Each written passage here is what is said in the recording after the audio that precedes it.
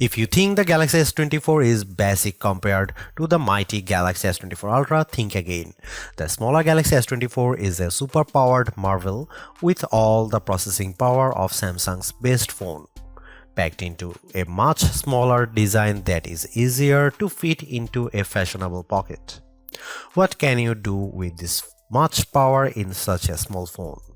You can use the new AI tools from Samsung and Google, including the cool circle to search that easily answers the question, "Hey, what's that?"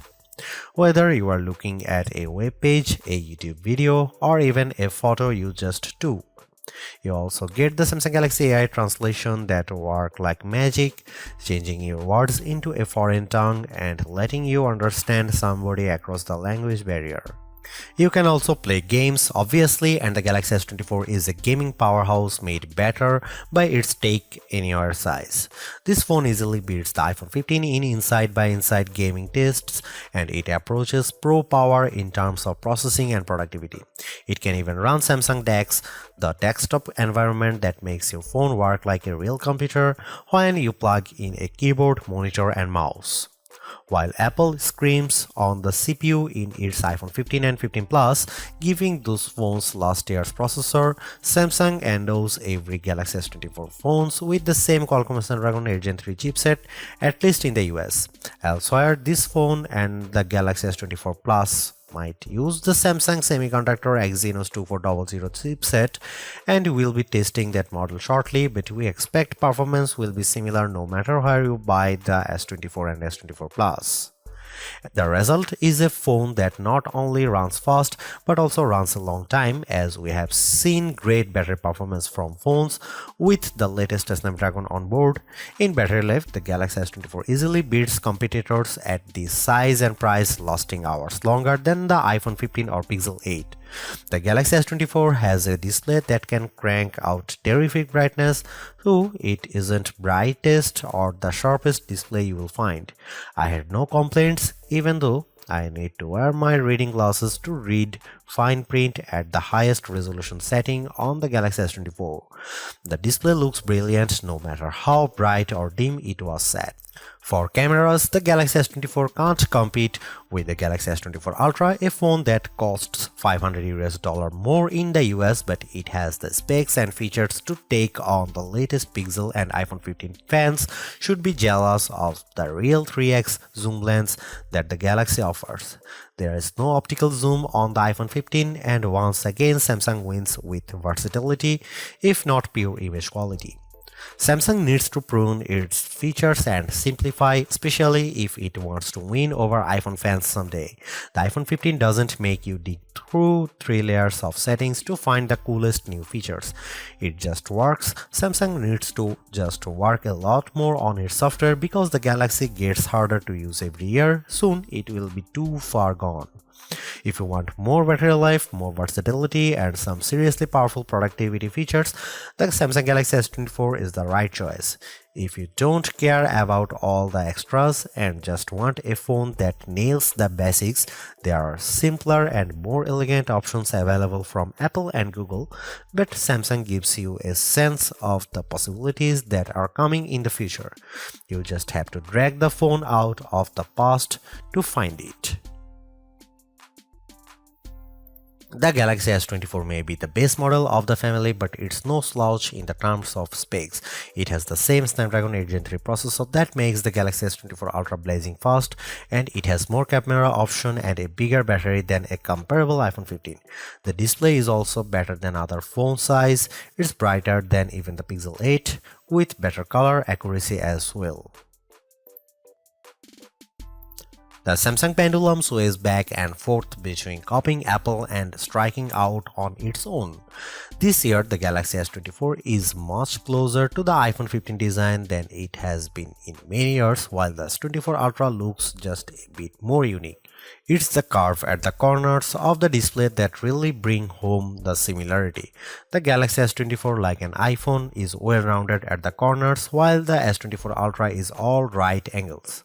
This is not a terrible thing, it just isn't very unique. At least Samsung has some nice colors this year. My review unit came in the cobalt violet color, which is very pretty but a little sad, like the stormy purple Apple once used on its iPhone. More vibrant are the sandstone orange and amber yellow options. I wish they were a bit more saturated and prime, but they do look natural with a nice matte finish and texture to the back glass.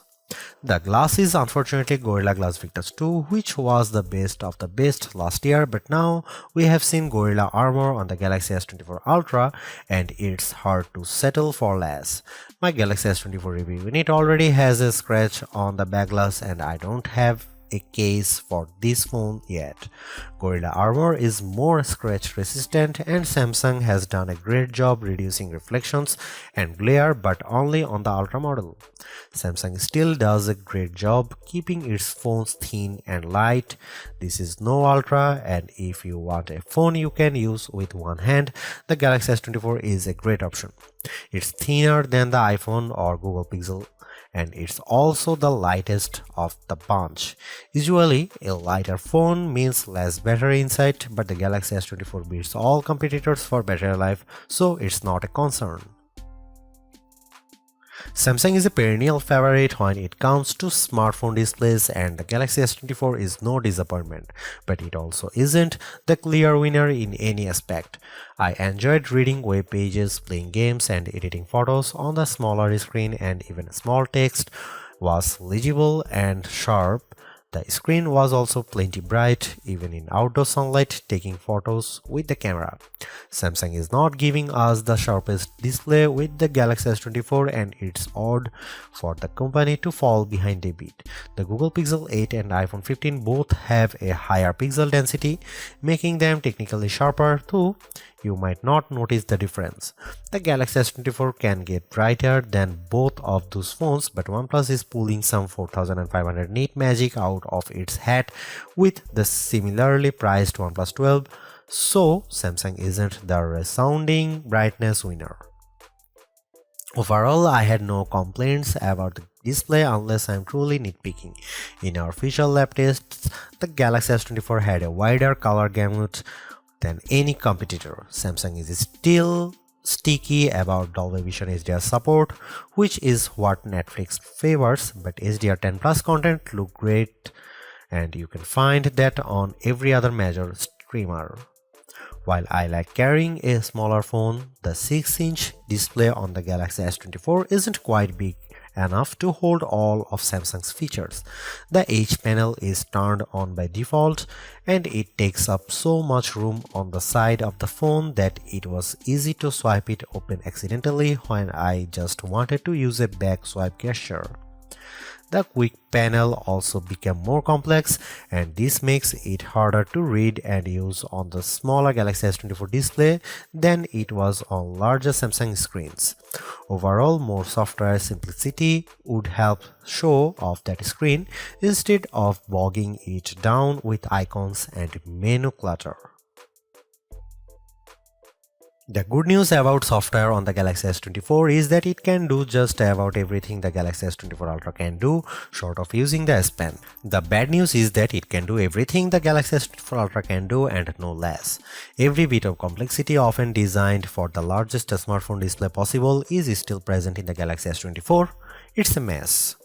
The Galaxy S24 is super powered, there is no doubt.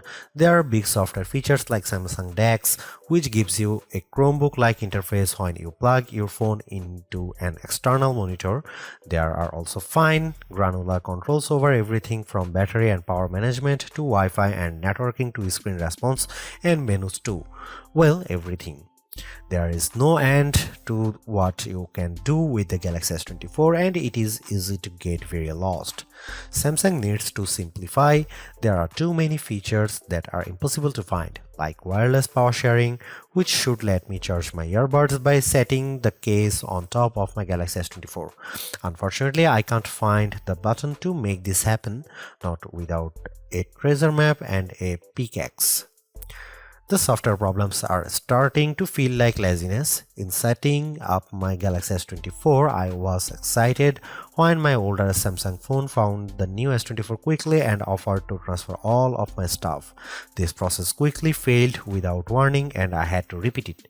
After it failed the second time, I was asked on another screen to use Samsung Smart Switch, which somehow worked. Why not just start there? The first time I turned on the Galaxy S24, I needed to update a ton of apps in the Google Play Store and the updates failed, then disappeared. I opened the Galaxy App Store and found a slew of updates there as well, even though there was no notification. My Galaxy was suddenly downloading strange Samsung software including a blockchain manager. I don't use anything blockchain at all. Then there are all the apps. There are too many apps from Samsung, too many apps from Google, and somehow even Microsoft gets its own folder. On a Samsung phone running a Google operating system? Good job, Microsoft. I hope it got what it paid for. All of this just feels lazy or cynical or both. It doesn't feel like Samsung has my best interest at heart from the moment I started using the Galaxy S24. It feels like the software is pushing me to do more, to buy more and use more. I just want simplicity. I just want it to work. Sure, the Galaxy S24 Ultra is our top camera phone, but that doesn't mean the Galaxy S24 is a slouch. Most of the great work Samsung has done improving its image processing carries through here. Photos I shot with the Galaxy S24 look better, more natural than photos taken with either the Galaxy S23 or my iPhone 15. You also get a real zoom lens with the Galaxy S24 and it helps a great deal. Having a real 3x zoom brings you closer to the field on the stage even if the zoom lens is paired to a awfully small sensor that produces images with more noise and blur than I'd like. No matter, neither the Pixel 8 nor the iPhone 15 has optical zoom around back, and real zoom is always better than digital zoom, all things being equal. You might occasionally get better shots from the main camera on the iPhone 15 and the Google Pixel 8 does a better job with low light images, but the Samsung Galaxy S24 is much more versatile. I actually find Samsung's different camera modes like the food mode or the dual camera video recording mode to be fun and useful. My baked goods look detectable when I shoot them with the Galaxy and the dual cameras video is great for reaction shots with my kiddo. Samsung also brings a bunch of AI tricks into the camera both in the camera app and Samsung's image gallery. I wish there weren't two photo apps including Google Photos, but here we are. Unlike the Pixel which gives you AI editing in Google Photos, Samsung keeps its Magic Editor software in the gallery. With Magic Editor, you can resize an object in your photo and move it around. You can erase the background entirely and replace it with something new.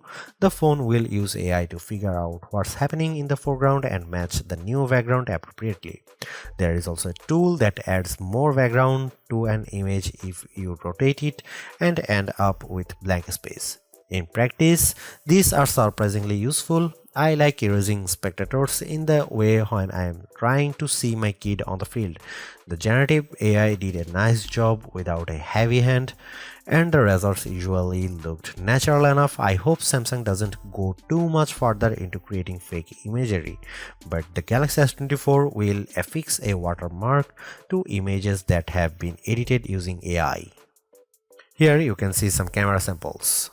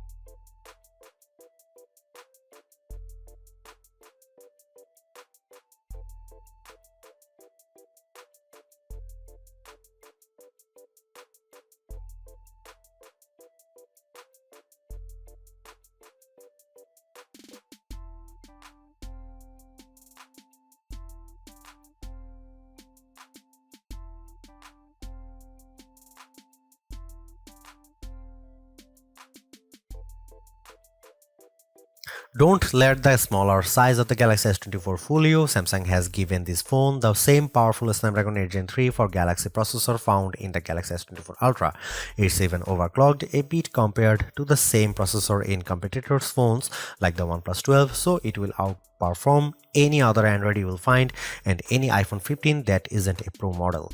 What can you do with that performance? You can play games like Call of Duty Mobile at the highest settings and still hit 60 FPS. You can run Adobe Lightroom and watch your photo edits happens in real time as you move the sliders. You can run Samsung DeX and open multiple windows on your monitor simultaneously. There's a ton of power packed into this phone. The only time I saw a real delay was when I used the new Google and Galaxy AI features.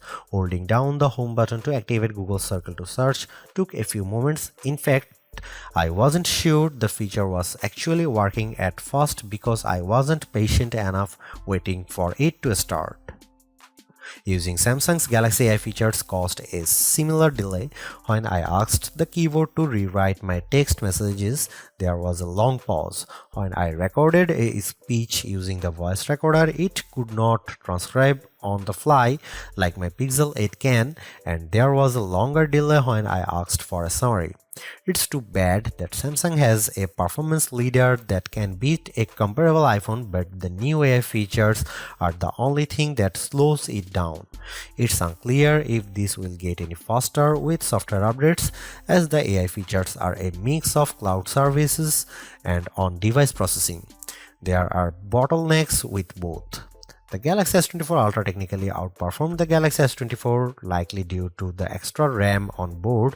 The Galaxy S24 only ships with 8GB of RAM installed, while the S24 Ultra comes with 12GB. In practice, it was hard to see a differences unless I held the phones side by side, and then I noticed the Galaxy S24 Ultra finishing some tasks just a bit faster. The Galaxy S24 was still able to open multiple apps at once and handle gaming at the highest graphics levels, so I had no complaints about its performance. Even though the Galaxy S24 is the baby of the S24 lineup, it is still packed with power. If the larger sizes of the S24 Plus and S24 Ultra don't appeal to you, but you don't want to miss out on the latest and greatest that Samsung has to offer, then the S24 is still a good buy. Galaxy AI is one of the big selling points of the entire lineup, and though I wouldn't quite say it's the reason to upgrade, some of the AI features do come in handy. I am mostly referring to Circle to Search and the generative photo editing tools, but the live translate and interpreter features will also be handy in a specific situation. And while the camera hardware hasn't changed, the software behind the image processing has definitely been fine-tuned. It's better now, in my opinion, with less burned into your retinas, vividness, and more realistic hues. There is also a lot to like about the new Snapdragon 8 Gen 3 for Galaxy chip, especially power efficiency. Even though the S24 only has a 4000 mAh cell, it has great battery life, all things considered. Plus, the performance with Android 14 and One UI 6.1 is fast, snappy, and responsive enough for pretty much anything you throw at it. If you are due for an upgrade this year, the Galaxy S24 is a good phone on your shopping list. It's not a must-have upgrade if you already have a Galaxy S23, but if you are upgrading from an older model, there is a lot to like here. Thanks for watching, see you in the next one.